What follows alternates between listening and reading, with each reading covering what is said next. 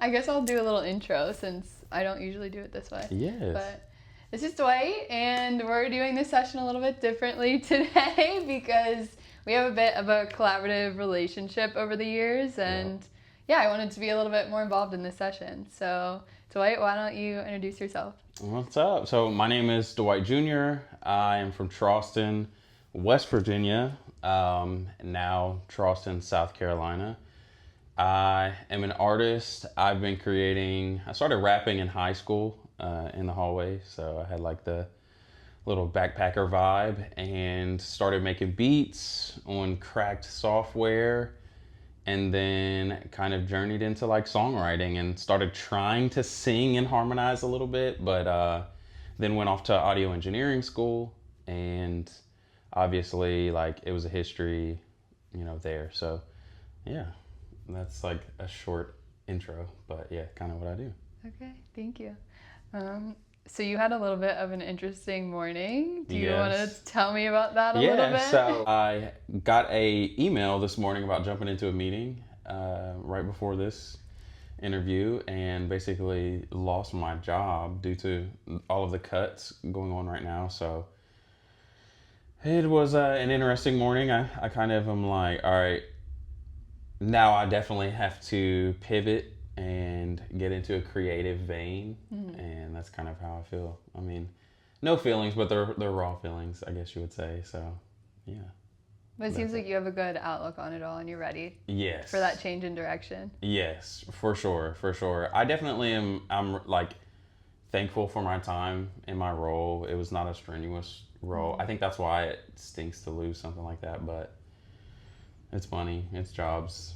And thankfully we have our business, we're involved in real estate, and we'll just kind of move on from there. So, yeah. More time to pour into music, too, More right? time to pour into music, so that's the cool thing. Yeah. Why don't you talk to me a little bit about your album that you've been working on and you're releasing? Yeah, so, okay, I'm working on an album. It is called In Your Clutch, and it's a play on cars. Cars obviously have a clutch, and that's when you engage the clutch, you're kind of in a stage of suspense. But it's also a clutch as in like your grasp, and it's a cool thing where I really had come to terms with, everyone talks about the 27 club, and like when you get to be 27, 28 and you're almost 30, you kind of go through this like crisis where you're like, oh my gosh, I'm getting older, like do I even know who I am I just a shell of a human? And I definitely went through that hard. But I don't want to say deconstruct, because like that's like a super popular word within like religious circles.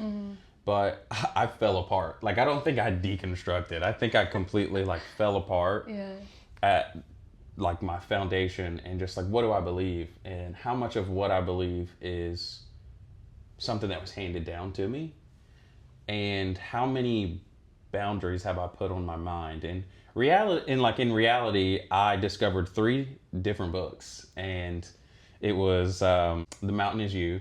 Okay. I read that. That was like where I started, and I was just like, oh wow, like I have habits that are completely like kind of self-sabotage. And then I got into a book called Hardwiring Happiness, which is by Rick Hansen, and it reframed a lot of my mind. And I realized a lot of my thinking was super pessimistic, and I had to rethink, and it was challenging because it challenged how I thought and how I saw the world. So a lot of my habits had been, hardwired. And so I became a neuroscience nerd, it felt like, for a couple of years. So that was really cool. Been there. Yeah. Which is funny because I remember, let me finish my 3rd book and then I'll go back to this. So my 3rd book is Breaking the Habit of Being Yourself by Joe Dispenza. That's a good one. Oh man, it's incredible. And that was the one that, funny enough, got me the job that I just lost today. I was in this place where it was just like magic, where I was like manifesting. It was weird. Like there was just this like thing around me. And that's when I got this job, and it was like right on time because we were about to have our son. So I was like, okay, I can stay at home with my son I have insurance, and I had the flexibility to actually like go for walks with him. I wasn't tied down to a job where I had to go in or I was on a phone line. Like I had complete autonomy for the last 2 years, which has been amazing. So that's why I'm like really grateful. But that book threw me, Breaking the Habit of Being Yourself, threw me into that space of like, I'm in control of my life. Absolutely. And if I think about something, I can manifest it. It's not the challenge. And then obviously with my trifecta of my 3 books, what I had learned was like, I am that mountain that I'm like trying to overcome, all of this like stress and all of the things. It's like, it's all within here. I'm wrestling with something just like in here that I can just like, oh, and then you manifest it, So funny enough, I say that to say, you were the person who actually got me into Andrew Huberman. I remember you posted something, or maybe you were like in the comments of something. I used to be obsessed with Andrew Huberman. I would post him on my story all the time. I'm telling you, so like that whole thing, that's why I say like you have really like impacted my journey creatively, because it'd be like little things that you would do. I'd be like, oh, that's insane. You were ahead of the curve. So I think a lot of my journey, it's cool how someone from afar can impact your journey that way, where it's like, we may not hang out every day or something, but it's like, I can see your journey is similar to mine. So I'm like, oh yeah, I'm definitely getting onto this podcast. This is cool. Yeah, absolutely. It seems like we've been moving in the same direction in different ways. Super cool. Yeah, and I agree. I'm like, I think a lot of us in like, within our age group, I think we're like untethering from a lot of ideals that we have just inherited. Obviously, the internet, and TikTok, there's a lot of visibility as in how you could live your life or how you couldn't. Right. And sometimes too much of that can be a challenge, because you begin to, as I would say, eat from the tree of the knowledge of good and evil, where it's like you're opened up to too many options that you weren't made for. And in reality, you were made for like the tree of life, kind of like the story in the Bible, with Adam and Eve, there were 2 trees. So that's really what the whole album that I did was about, those 2 decisions. It's not necessarily right or wrong. I think right or wrong is sometimes this concept that we buy into just based off of, I don't know, maybe it was handed to us or something. But again, I think it's the knowledge of good and evil. So it's like, yeah, that's kind of, I think our age group is coming to terms with, okay, wait, we were sold a bunch of ideals to live up to, and they don't necessarily set right with us. I'm not saying that we're like the rebellious, generation or anything like that. Maybe we are, though. Maybe we are. I'm like, yeah, like you could really put any kind of tag on it, but it's cool to see a lot of us trending into just really adventure. If anything has adventure, exploration, and like joy and peace attached to it, I'm there. I'm sold. I think when things are really dogmatic, I lose interest very quickly. And I think that's kind of over the last 4 or 5 years while I was writing this album, that's what I was just detaching from a lot of that. And not of it. And sometimes I feel like when people are going through what they would say, their deconstruction, it's always like, well, they did this to me. They did this to me. They did this. And there's so much of a victim mentality, and that can rob you of realizing what they did was wrong. What the people but what you can do is so much stronger, and what you are is so much stronger, and you have the power to choose. And the illusion is that you don't.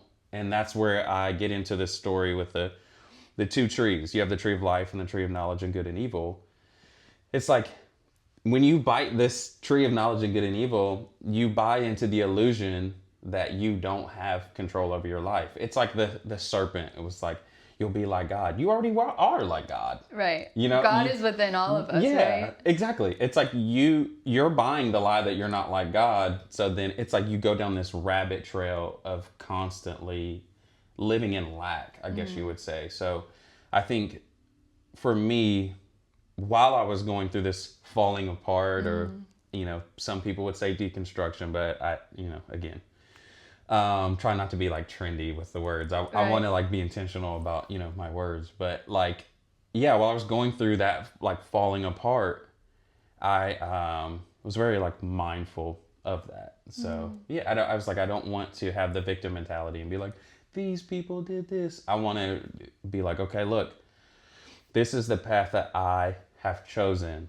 and I'm going to find a way to tap into gratitude, which is hardwiring happiness. That Yes. book showed me like, okay, tap into gratitude wherever you are. It's a superpower. And I don't know how that works, but you lose your job.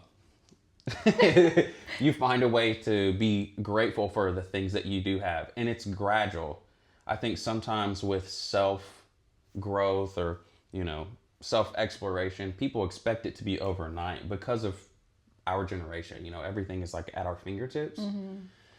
Everything's a process. Like when someone gets up and they want to get in shape, or they want to lose weight, or they want to become an ultra marathon runner, or whatever they want to do, it is a process. And sometimes we get so stuck on the end goal and we miss the point that the process is the fun part.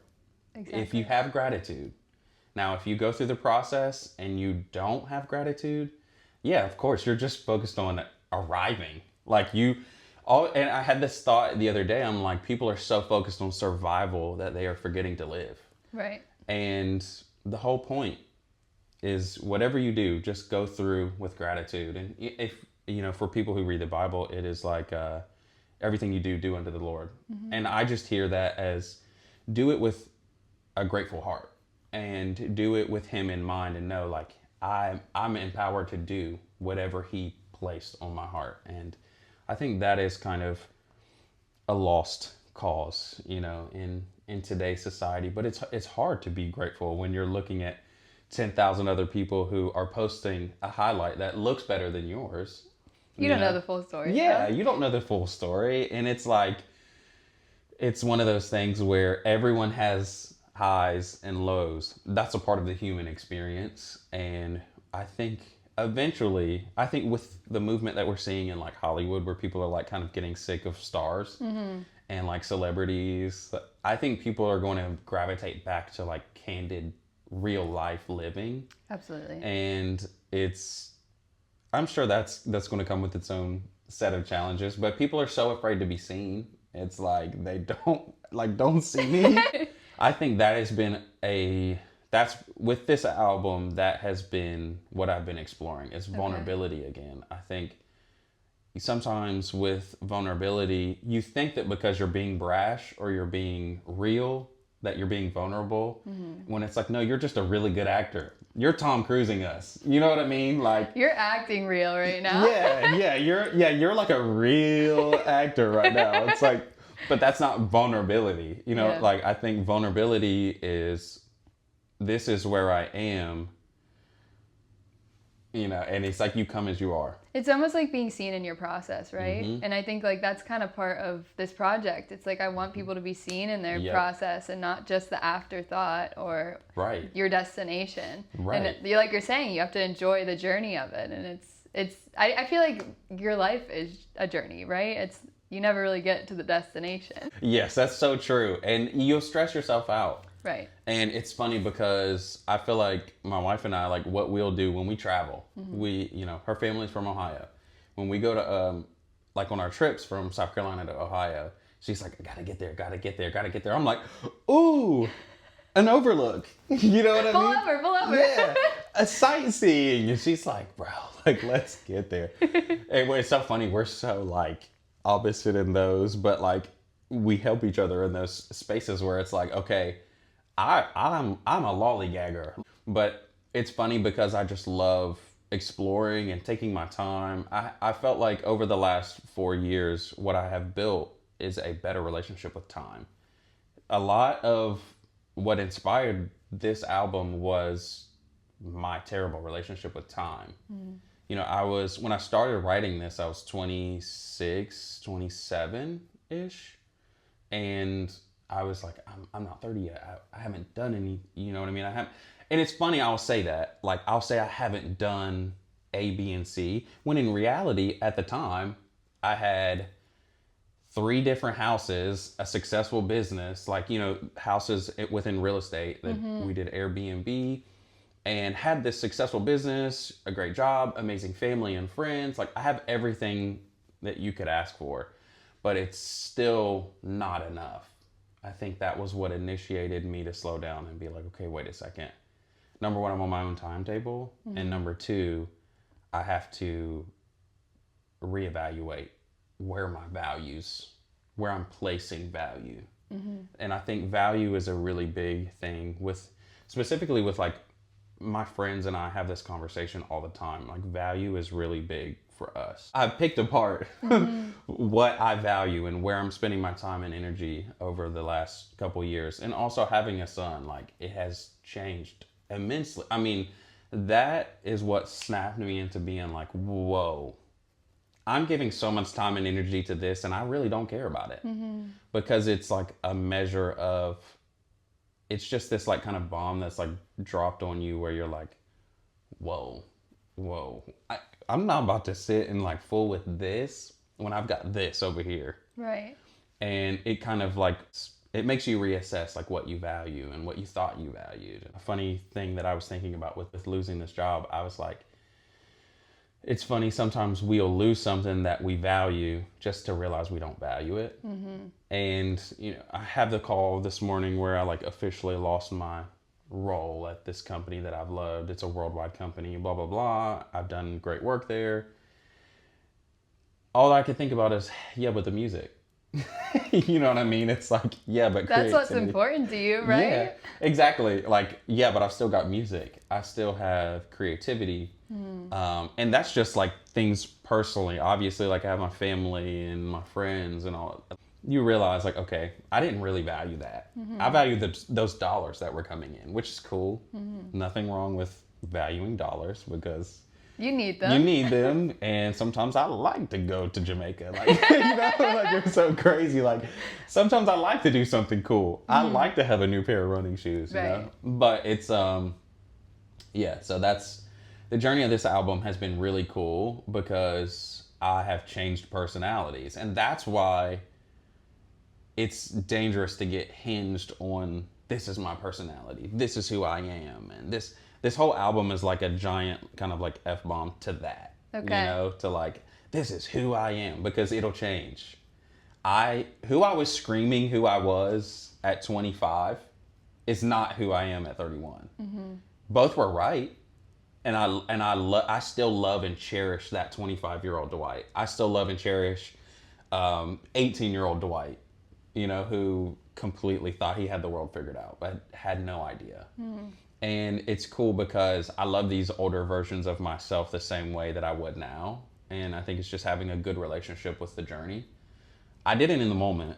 I had to kind of mature to that place. But yeah, this process has been really cool for that part of me being like, okay, I can show up however I am, and I'm not like tied to this personality. Because you may wake up this morning and say, yeah, I'm just, you know, politics or something. I'm all about it, you know, and then you're going to get burnt out in 2 years. Right. And then you're going to be like still trying to wake up and claim that identity that wasn't yours in the first place, but you're already on that path. So your brain has already wired and told you like, this is who you are. So for anyone with that struggle, Breaking the Habit of Being Yourself by Joe Dispenza is an amazing book, and it will help you unwire those things that are like, okay, I don't have to do that. You know, I spent a lot of time when I graduated high school, I went off to Bible college, and I was like, I'm going to do what God has told me to do.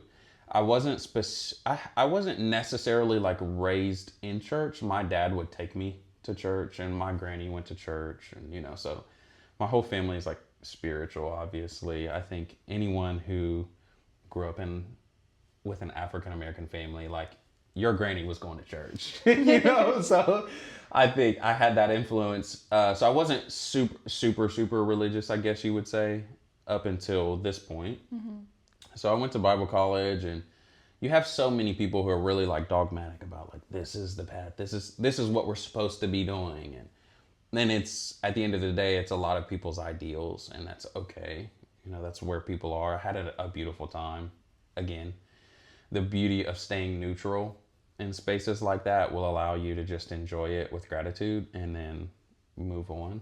So I spent a lot of time there. So then I took that into my 20s, and after Bible college, I spent a summer at this random school in Chillicothe, Ohio, called Recording Workshop. And it was an audio engineering school where we basically, it was like a crash course on everything recording music. And there are a lot of great names that have come from there, like a lot of engineers that have worked in the music industry. So it's like this secret place. It kind of felt like a, I don't know, like a fraternity almost, you know what I mean? But like not in like the cultish way. But so I went there, and it was not religious themed at all. It was just like a bunch of hippies and from all over the world who just loved music. And I met some like amazing friends who were like well off in the music industry now and writing amazing songs that we're hearing on the radio. And, you know, my time there really gave me a lens outside of that hyper fixed religious lens that I had for the couple years that I was at Bible college. So it gave me a lot of exposure that I needed, you know, to like break free from, again, those ideals that ever so, like, I feel like they chain us sometimes. So that set me on a journey, and, you know, kind of, that was what started my process. Obviously that was young Dwight, so I was 21, Okay. you know, at that time. So I feel like I've lived so many different lives within, you know, the last 31 years. It feels like I've always been very driven to adventure and explore something new. I get bored with things really easily, so that's what it is. I'm not the jack of all trades, I guess you would say, but I do love hearing why people do what they do. You know what I mean? So it's like, I think that's been a big part of my exploration. So why do you do what you do? So for those of us that grew up on a certain style of music, whatever that style of music is for you, let's say if you grew up on the Beatles with your parents, listening to the Beatles, or, you know, Stevie Wonder. For me, mine was Bobby Brown and Mint Condition and all of these like 80s and 90s bands, specifically R&B and soul. My mom kind of raised me listening to, you know, D'Angelo, like legends of soul music. That feeling, you know, as a kid experiencing new music is the reason why I do music, because it gives you space to build a world, or, you know, within your imagination, it'll take you somewhere. And it's this trip for free 99. You don't have to pay, you don't have to book a flight. You put headphones on and you sit, and it just, there are worlds within music, because you think about the stories that are attached to the songs. Like the artist had to live a life to tell that song. And then he had to physically get in his car, go to the studio. You know, there's a long story there. And I just think music is a beautiful way to do that. I was joking with someone yesterday. I'm like, if you played opera, I could enjoy it. It's a story that someone's telling. It may not be my story. I mean, I listen to trap music at the gym, you know, or when I'm going on my run, like I'm playing heavy trap music. I've never sold a drug in my life. You know what I mean? I don't think I have. I can't relate to this, but I love you know it. What I mean? Yeah, I've never sold a key, but it's the storytelling and the passion and the world that is being built. You're just admiring it. And I think it's the same way that we would go to, let's say you go to the PCH highway, you know, over in friggin' California, and you're driving and you're admiring the coast. that's the same way music is. You know, music is you're admiring a world that someone built, and that is art. Obviously, it's oversaturated today because you have an industry that is like pumping out stuff that just sounds clever and sells. But there are, I mean, and that's beautiful. Like, I love to party to that music. That's cool. But there is also real art. You know, when you think about Bon Iver, you think about Dijon and McGee, you think about all of these like artists that are so, you can't like kind of tell where they're going to go or where they're coming from. It's like they're kind of like the wind. But you know, when you hear it, you're experiencing something. So that's kind of what my, if I could say, my goal is. I don't really have a goal when it comes to making music. It more so just kind of like comes out of me. But it's like just this experience that I'm going on, and I'll take you on it too, you know? And I'll try to record it as I can. So that's cool. But that's where the vulnerability piece kicks in. I'm trying to be a lot more vulnerable within my writing so that I can actually tell the story and I can see it clearly, and then people can feel it clearly. You know, it's like, you know, for instance, where people have worked in marketing before, you know, if you can appeal to some sort of sense that someone has, or some sort of sentimental memory or anything like that, you can sell them on whatever it is. Now, granted, I'm not trying to like sell anything. I'm just telling the story, and hopefully it connects and it inspires someone else to, you know, I don't know, maybe enjoy their walk with their dog a little more than they did yesterday. It doesn't have to be this like, yeah, he sold 1 million records. Like, I don't care. That was the beautiful thing about building a business before doing music, is I never have had the like starving artist thing. So that's been really cool. There's always just been provision already kind of made to where it's like, now granted, I don't have as much time as a starving artist would have. So I'm sure that I covet that from time to time. I'm like, God, if I didn't have any responsibility, I'd go lay out on a beach and write the most great song ever. But, you know, having a foot in this world where it's like, I'm building a business in real estate, but I'm also trying to become an artist.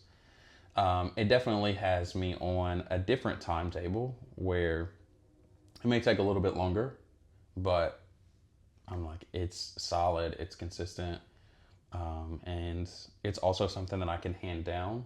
So Oliver has a business or house, whatever, you know, he may, but also I can have the freedom to explore. So it's been cool.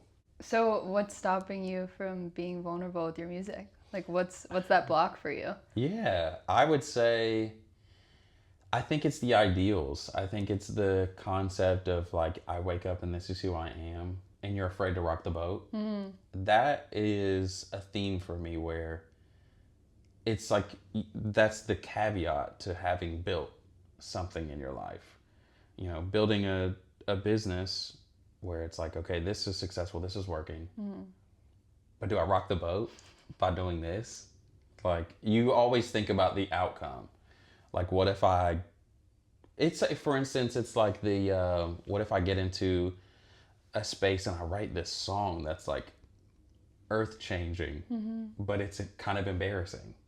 You know, it's like, then it goes around the world. It's like, how does that affect my day to day? That's the same, and it's consistent, good or bad.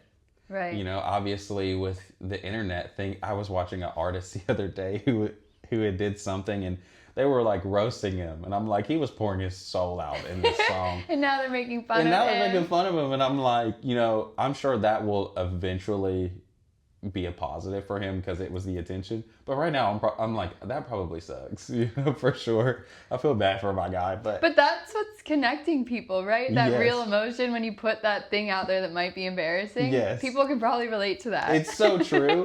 And it's funny because it's like, well, at the very worst, at least everyone came together and laughed at you, you know? You created a really good community here. They're all laughing at you, but hey, it's showbiz, you know? But I think vulnerability is, for me, I have changed so much. And where I used to hold these ideals and be like, this is who I am. And I don't feel that anymore. And I think it took courage to be like, okay, well, I'm not like trying to be this like version of solid for people. You know, I'm consistent in my own. I know myself in that light. So I'm like, I don't know what I'm trying to prove anymore. And I think admitting I don't know what I'm trying to prove anymore that's like the constant vulnerability of like, okay, what are you trying to prove? You know, like there's nothing to prove. But I think when you live with this chip on your shoulder, like, oh, you're like, okay, wait, go all the way back. Where does that come from? So for the last couple of years, it's really like challenged me to be vulnerable and be like, okay, what am I trying to prove? You know, like I do have a great life. Like I've done great things, but it's like, what am I constantly trying to prove? Like I low key would love to be, you know, like when I was growing up, I always like romanticized. When I get older, I want to be a nerd so that no one sees me. You know, it was this weird, like, I loved the nerds in all the movies. You know, like how you watch like Disney movies growing up. You're obsessed with the nerds. You're like, I want to be one of those. Yeah, you're like, I'll fight for him. I like always romanticized that as a kid as just being completely like backwards, you know. But, you know, you grow up and you're like, yeah, I'm doing all of this. And not that I felt like I was prideful. I just think that I was so dependent upon this like false sense of security instead of knowing that wherever I go, I'm planted like a tree, you know, that my leaf will never wither. And it's like I'm deeply rooted. I don't need to prove anything. And I don't need to be like, hey, come look at my branches. Right. It's like, no. I like that perspective. Yeah, and it's like your identity's fluid, right? It's going to change over time, and you don't need anyone to know you as a specific thing to feel your value. There's this funny thing of just personality. That's the person. It's like it's fluid. It'll change. A tree does not stay, you know, a little bud in the ground. It grows and it changes, and there's a story to that growth. So that was obviously within the album. I weaved that with the tree of life and the tree of knowledge of good and evil. That was the theme of Within Your Clutch, was just realizing, yeah, I'm going to submit to the tree of life and not buy into the illusion of right and wrong and this personality, this ideal, and so much overthinking. I'm just literally going to be a tree. A tree is not arguing with you. A tree is not trying to like grow faster. A tree is just literally surrendered to its environment. And obviously the environment was within the hand of God. So that's why I titled it Within Your Clutch, because it's like, what else can you do? You know, I think that sometimes development of self can be a mask for like, I don't know who I am. I'm just going to pretend that I'm like working on it. Instead of just loving this part of you. Like love this part of you rather than being like, I'm on my way. Or like getting too wrapped up in the identity of becoming that you never become. Exactly. I'm just like, and it's the same cycle that you see in a lot of like religious circles where it's like they beat themselves down just to get picked back up because they're going to get beat down tomorrow.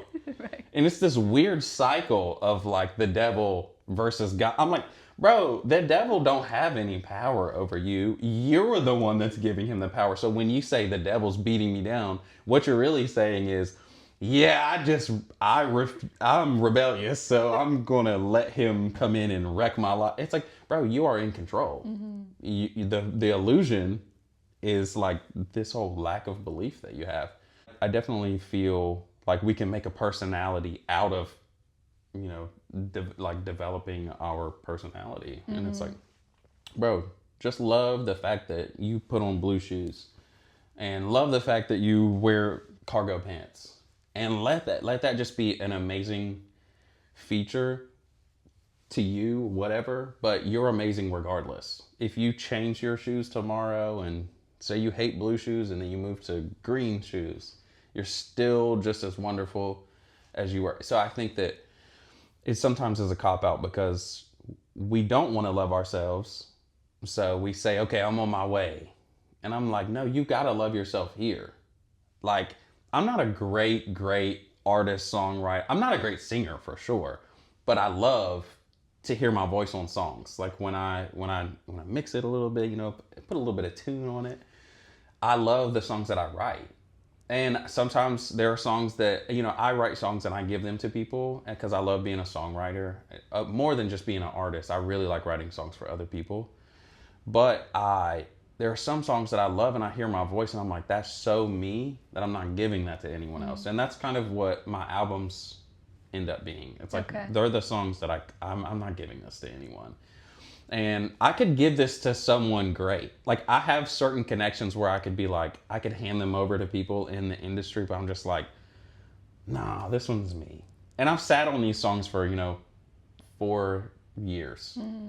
And it's like, they're just me. I love to hear myself. They're not perfect. You're going to hear my voice like, yeah, it's going to, that pitch is going to bend a little bit, The guitar playing is awful. But you're being way too hard on yourself right now. It's like the guitar playing according to like the industry standard. Oh my God. They're like, bro, that boy who that boy have his 2-year-old son? He playing the guitar on the track. So it's like, it's funny but it's me. It's right. And some of the takes that I go back and listen to some of my songs that are on the album that's going to be released, this summer. I'm like, dang, that was when I just picked up the guitar. Like I barely knew how to play anything, but I'm like, it has that feeling. That feeling is what matters. So yeah, loving yourself in that process without being like, oh, I'm going to arrive. Because I do feel like that is a strong cop-out of our generation, especially with it being trendy content. It's like, it's easy to say, oh yeah, I'm not there, or I'm going to be, or I'm like, bro, slow down. Just love yourself. And I mean, I know that's so vague, like love but spend time appreciating and sitting with yourself in gratitude and let yourself evolve and grow and change. So what do you want people to take away from listening to your album? Or what do you want them to feel?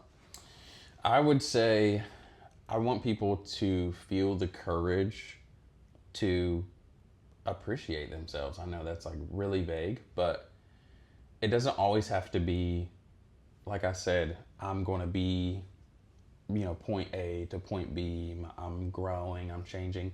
Every part of growth is just as valuable as the next. You're just as valuable as, when you're a CEO as you are when you're a kid. And the album was really an ode to my childhood. And a lot of my music is always themed at like the inner child, because that's something that we lose in the journey of life. It's like we go through life and we become an adult, and then we put away everything that made us who we are.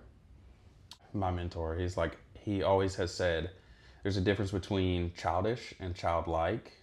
He's a father in my life, so he's always coming with those nuggets.